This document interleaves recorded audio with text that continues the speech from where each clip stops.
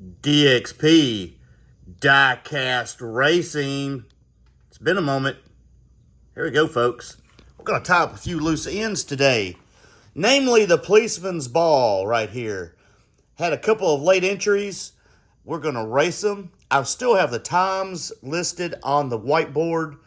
So these gentlemen who are a little bit late to the party are going to be able to get their times. It's been a little bit. I had a few more that I was hoping that were going to be here, but they never did show up. So here we go. We got these two right here. This is Travelers Racing right here. Mr. Eddie Roy driving this car. Late entry. We're going to run him. This one comes in at 42.86 grams.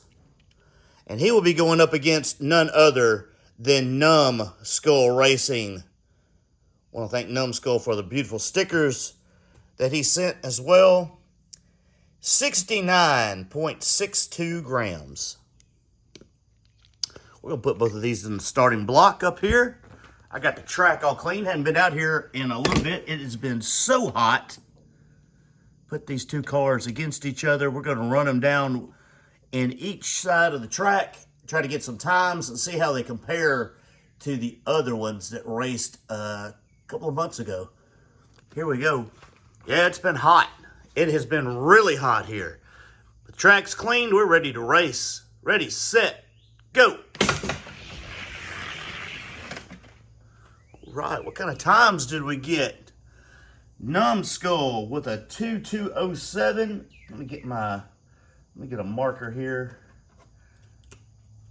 Numbskull with a 207 to a 253 for Travelers Racing. First time on the track. I don't know if Numbskull's been here before or not. I don't think he has. 2207 to a 253. Let's swap them up.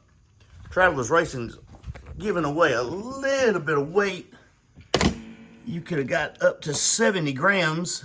He's got this Matchbox Police Interceptor SUV. But ran pretty good. Ready, set, go. Giving up just a little bit of weight. It's decently quick little car though. Pretty consistent on the track. A 254 for Travelers Racing. And Numbskull with a 197. He improved his time. I tell you what, since these are the only ones here, let's go ahead and run them a couple more times. We'll run them down twice at each track. That way we kind of get a better idea of what they would do. They have been here for a couple of weeks. Like I said, I had another gentleman who was going to send some cars in. They just did not pan out, never did. Ready, set, go. Numbskull on that low end really likes it. A 203 and Travelers Racing a 251. He's improving his time slightly, which is good. Good looking little car, little Matchbox. I like that. That's a sharp looking car. And then of course Numbskull. Numbskull's been around for a while. He knows what the dealio is. From Michigan. Ready, set, go. Let's see here, final run. A 194, Numbskull's best time so far. And Travelers Racing with a 261. All right, let's look here at some times here. Let me get the back on. And we will see what these gentlemen would have done. Start with Travelers Racing. 251 would have been his best time. Would he have advanced? No, sir. He would not have advanced past the first round. Let's see. Because we have people in, like up here at Hot Rods Customs, 200, 201, and they did not get past the first round. 206, a 190 did not even get past the first round. So he would have been out in the first round, Travelers Racing. But hey, thank you for sending the car in. We'll get this back in the mail to you and congratulations for racing here at DXP. Appreciate you sending in a car, even though it was a little bit late. We're going to send it back to you. And then Numbskull, look at that. His best time was a 194. And seeing how Cash Money Boys didn't advance with a 190. And then we had a 191 with Hot Nuts, did not advance. You would not have advanced past the first round either, Mr. Numbskull. But thank you for racing on the track. Your times were definitely like that other lane a little bit better. Well, he was pretty consistent right here. So you definitely liked one lane just a hair better, but that's okay. Thank you for sending in the car. We will send the car back to you. And thank you for racing here. Appreciate it. And really thank you for all the cool stickers. Numbskull's got some cool artwork. Look at this stuff. Got some cool stuff going on here with Numbskull. All right. Set these cars to the side. Got some other business we're going to take care of here. Let's do some of these right here. All right. King Kenny funny cars. I have worked these cars up. Both of these cars, this is 65.18 on this one, and King Kenny number 2, 65.9, really close to each other weight-wise. I have never had much luck with King Kennys, ever. I had to do some massive modifications with King Kennys. They just do not run. These two, I know people have got great King Kennys, okay? I know that. These two are not two of the great ones. But I've had to do a little modification on the bases to get them to run a little bit better.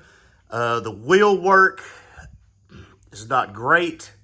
I'm not expecting a whole lot out of them, but we're going to race them anyway. King Kenny, ready, set, go. One's definitely faster than the other, and I kind of expected that. A 202 to a 2238. Now, 202 in that weight class is not good. But we're going to run them a couple of times, give them a couple of runs. It looks like number 1 was a little bit faster, and it's going out here in this outside lane. Let's see if we can pick up on the speed. Ready, set, go. He's definitely a little bit faster. 195, that's a little bit better. 2215 for the other one. Adjust my official MDG stop bag. Right here, we're going to run them again. I don't know if there's really any need to run the one that is going in lane 2. Faster car in lane 1. Lane 2, we're just trying to work everything up in the wheels and the axles. Ready, set, go.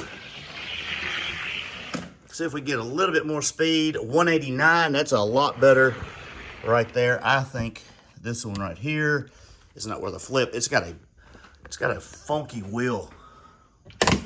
It makes a lot of noise. I didn't, but I wanted to run them. I mean, it wouldn't even run on the track. And I'll show you here what I had to do. Ready, set, go. Definitely faster car in the outside lane. 188. All right, well, we're getting some speed out of King Kenny. All right. Let me show you what you did. This is the faster car. We'll put him up against the case. This car right here, let me show you. King Kenny.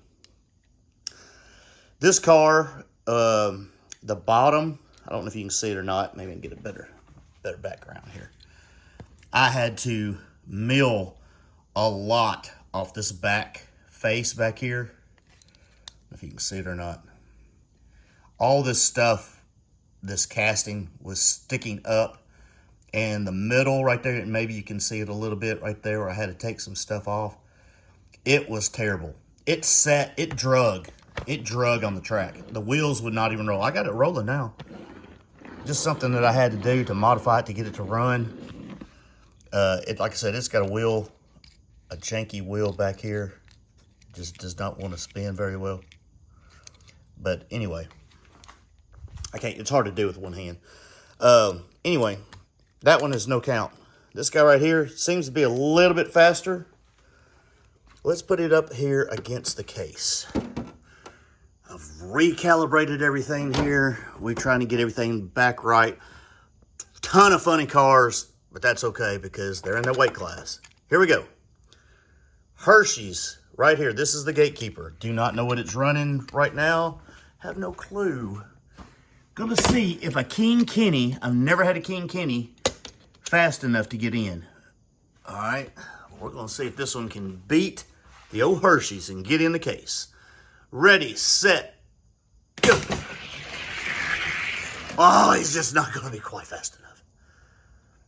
165, dude, that's not fast enough. I'm telling you, the cases have picked up 165 to a 185. 185 is no joke. A 185 is not slow, but a 165 for a gatekeeper, yeah, it's getting ridiculous. It's getting ridiculous. Ready, set, go. Track is running good. There's a 167 real consistent to a 187. You're just not going to be fast enough. My times have come down so much. I've always got the detractors, and I know they don't understand. They look at this track and they go, this track is dirty. Look at all the graphite you got on there. Look at that. You ought to clean. Yeah, okay. I don't deep clean the track, but I do put a cleaner on the track, and I do clean it. And let me tell you, this surface is slick as snot, okay? You may not believe it. You wouldn't believe it unless you get here. What I use on this track, it's good, solid track. I know, yeah, I guess I could deep clean it, get all the stuff out of it, but it's got a film over the top of everything. You can see how shiny it is. It's a good running track. I'm really proud of it. I don't see how people like Tommy up there at Northern Roads and some of the other guys do it, taking tracks up and down, Bo at your Nightmare Racing. But they do it. They do a great job taking it up and down. People having tracks. Of course, David just took up his track, Elevation Diecast, and Brandon's got an outside track, even though he's in a nice garage. Boy, it's hard.